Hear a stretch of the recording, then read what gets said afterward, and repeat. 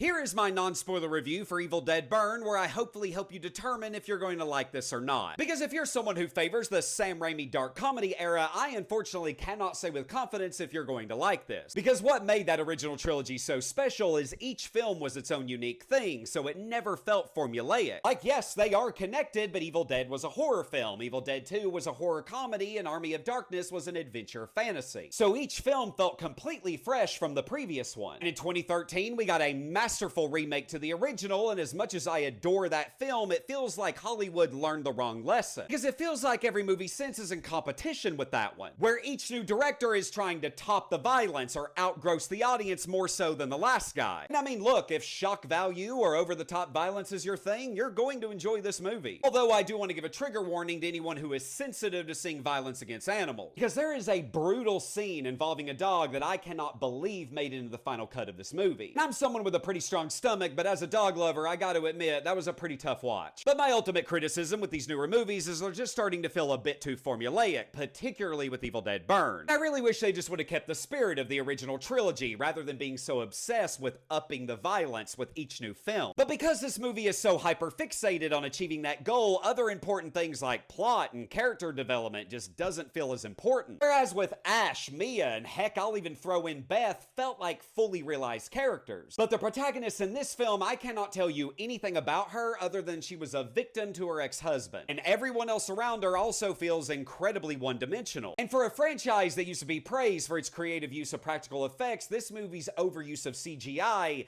easily makes it the worst Evil Dead movie in the entire franchise. And it's fascinating to me how the movie both honors the lore and mucks it up at the same time. Deadites don't act like Deadites, and the Kandarian dagger doesn't look like the dagger, and don't even get me started on how baffling that one after credits scene was. If you've seen the movie, you know the one I'm talking about. But don't get me wrong, I'm still excited for Evil Dead Wrath, which is meant to be a prequel to the original, and I'm still curious to see how that's all going to tie in. But please let me know your thoughts on Evil Dead Burn in the comments down below, and where do you rank it in the franchise? Because as always, I'm very curious to hear your thoughts.